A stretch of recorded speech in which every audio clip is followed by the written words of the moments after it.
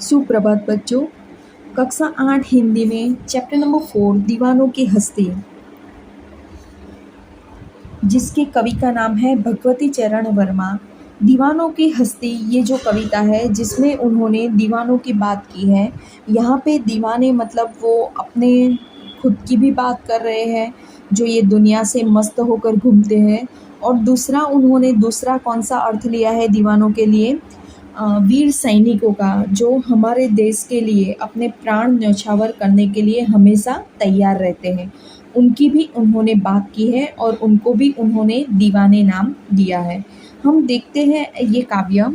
हम दीवानों की क्या हस्ती है, आज यहाँ कल वहाँ चले, मस्ती का आलम साथ चला, हम धूल उड़ाते जहाँ चले। सबसे पहले कवि कहते हैं कि हम दीवानों की कोई हस्ती नहीं है। हस्ती यानी क्या कि उन लोगों में कोई घमंड नहीं होता है, वो बस मस्त होकर दीवानों की तरह निस्वार्थ होकर चलते रहते हैं। वो आगे कहते हैं कि हम आज यहाँ पे हैं तो कल वहाँ पे हैं, यानी कि वो कहीं एक जगह पे स्थिर होकर ठहरते नहीं हैं। वो हमेशा अलग अलग जगहों पे घूमते रहते हैं, उनका कोई एक ठिकाना नहीं है। मस्ती का आलम साथ चला, जब वो चलते हैं तो वो अपने साथ हमेशा मस्ती का आलम साथ लेकर चलते हैं। वो लोगों में खुशियाँ बांटने का काम करते हैं। हम धूल उड़ाते जहाँ चले, वो क्या कहते हैं कि हम जहाँ भी जाते हैं हमारे साथ हम धूल उड़ाते चलते हैं, यानी कि उनके जीवन में गम का कोई स्थान नहीं है।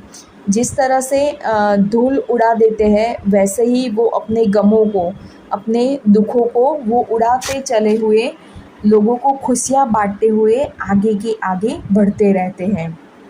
वो लोगों में खुशियाँ बांटने का काम करते हैं। आए बनकर उल्लास अभी, आंसू बनकर बह चले अभी, सब कहते हैं कि रह गए, अरे तुम कैसे आए कहाँ चले।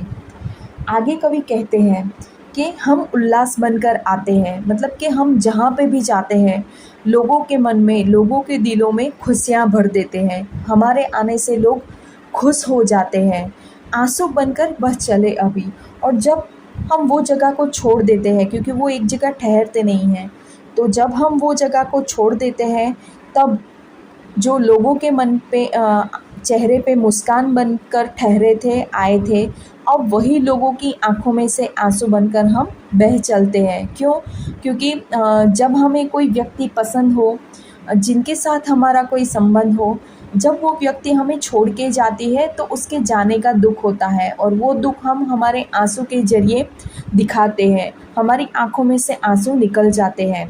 तो कवि कहते हैं कि हम उल्लास बनकर आते हैं, लोगों के चेहरे पे खुशी ला देते हैं, लेकिन जब हम जाते हैं तब लोगों के आंखों में से आंसू बनकर हम बह जाते हैं। हमारी विदाई का दुख लोगों की आंखों में दिख जाता है।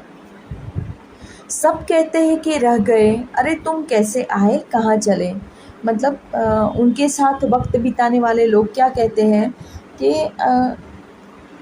कुछ ज़्यादा वक्त हमारे साथ बिता लेते, क्योंकि अभी अभी तो आप लोग आए थे, अभी कहाँ वापस चल दिए। मतलब कब आए थे और कब जा रहे हो वो पता ही नहीं चल रहा है, आप कब आए थे और कब जा रहे हो।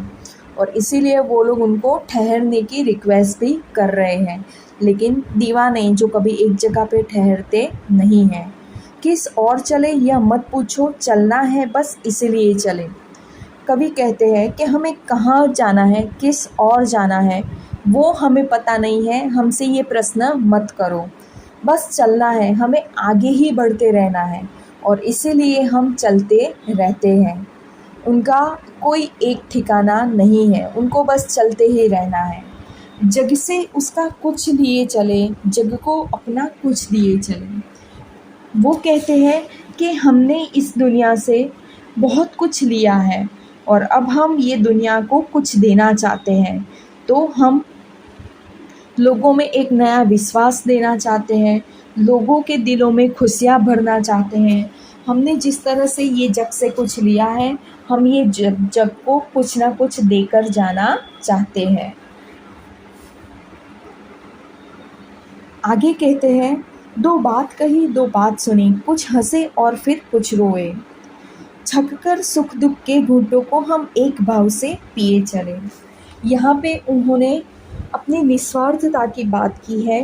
उन्होंने राम जैसा जीवन जीने की बात की है कि श्री राम अपने जीवन के सभी अवसरों में कैसे थे,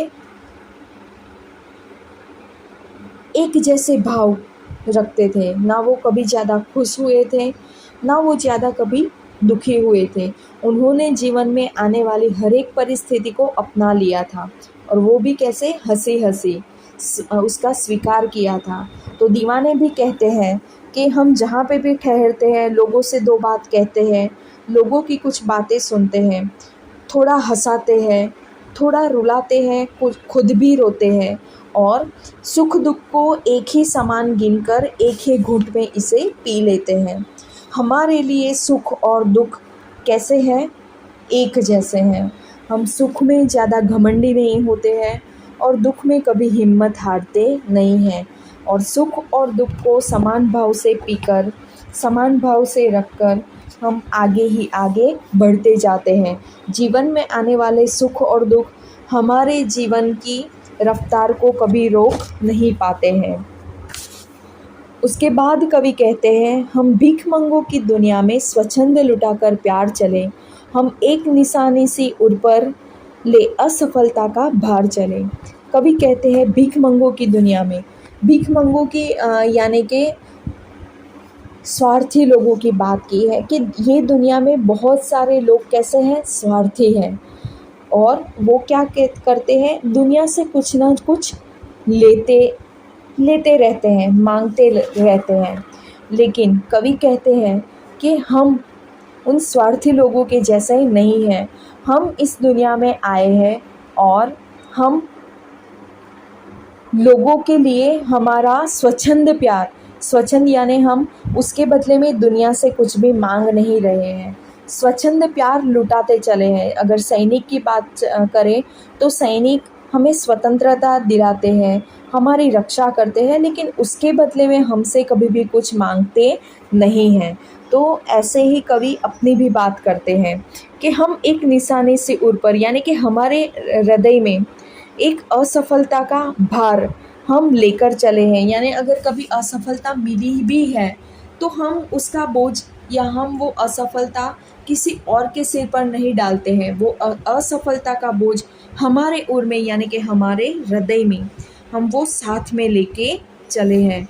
सैनिक की बात करें तो अगर हम ये भारत को आज़ाद होते हुए नहीं देख पाए, यानी आज़ादी तो हमने दिलवा दी, लेकिन हम उसे, वो आज़ादी को मना नहीं पाए, उसका भार हम लेकर चलेंगे, या हम लड़ेंगे, शायद हमें उसमें असफलता मिले, तो भारत को स्वतंत्र न होते हुए देख वो असफलता का भार हम हमारे साथ लेकर जाएंगे, हम वो किसी और पर डालकर नहीं जाएंगे।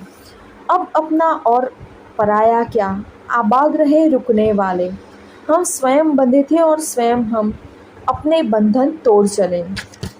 आगे कवि कहते हैं कि इस दुनिया में सभी एक समान है, यानी कि अपना पराया कुछ नहीं है। ये दुनिया में सारे एक समान हैं, और इसीलिए कोई अपना नहीं है, कोई पराया नहीं है। हम सभी एक ही माता के संतान हैं, हम सभी सबसे पहले हिंदुस्तानी हैं, और इसीलिए ऊंच नीच हमें रखना नहीं चाहिए, अपना पराया हमें करना नहीं चाहिए। कई कारणों से जो लोग हमसे बंधे थे, यानी कि हमारे साथ थे, और जो रुक गए हैं, जिन्होंने हमारा साथ छोड़ दिया है किसी वजह से, उनको भी कवि कहते हैं, उनके प्रति भी कवि क्या बोलते हैं, सम्मान का भाव रखते हैं, और कहते हैं कि वो लोग भी जहाँ पे भी रुके हैं वो हमेशा आबाद रहे।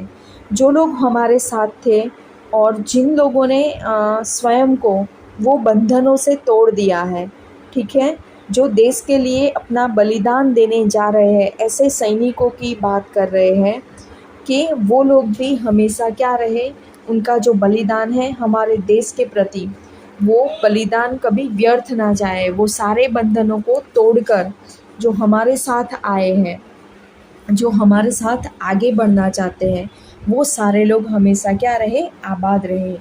तो डियर स्टूडेंट्स, दीवानों की हस्ती जो बहुत ही अच्छी, बहुत ही सुंदर, एक सीख देने वाली कविता है जो भगवती चरण वर्मा ने हमें दी है, जिसके क्वेश्चन आंसर मैंने पीडीएफ में आपको भेज दिए हैं। जिन लोगों ने लाइव क्लास अटेंड नहीं किया है वो ये वीडियो के ज़रिए इसका भावार्थ पा सकते हैं। ठीक है, धन्यवाद। सुप्रभात बच्चों, कक्षा 9 हिंदी प्री मिड टर्म में हमने ग्रामर में एक टॉपिक लिया है शब्द और पद। तो शब्द और पद ये आप लोग 8 तक सीख चुके हो। आज फिर से एक बार रिवाइज कर लेते हैं कि शब्द किसे कहते हैं और पद किसे कहते हैं, शब्द और पद में अंतर क्या है। सबसे पहले हम शब्द की परिभाषा देखें तो एक या अधिक अक्षरों से बनी हुई स्वतंत्र सार्थक ध्वनि को शब्द कहते हैं। जैसे यहाँ पे एग्जाम्पल दिए गए हैं राम, स्कूल, आत्मा, विद्वान आदि। लेकिन अगर मैंने जैसे आपको क्लास में समझाया था उस तरह का एग्जाम्पल अगर हम देखें तो हम हमारी वर्णमाला में से 3 शब्द उठाते हैं। एक है ल, एक है म, एक है क। ये 3 अलग अलग वर्ण हैं, उसको एक साथ में रख देती हूँ ल, म, क। और ल, म, क जब साथ में हो जाते हैं तब उसका कोई मीनिंग नहीं निकलता, यानी कि अर्थ नहीं निकलता है। लेकिन मैं उनका सार्थक समूह रखूँ, यानी कि उनको सही से अरेंज करके रखूँ, जैसे क, म, ल या क, ल, म दोनों शब्द। तो कमल और कलम दोनों का अर्थ है। कमल जब मैं बोलती हूँ तब आपको पता चलता है कि एक पानी में उगने वाला फूल है, और अगर मैं कलम बोलूँ तो आपको पता चलता है कि मैं कलम यानी कि पेन की बात कर रही हूँ। तो इस तरह से शब्द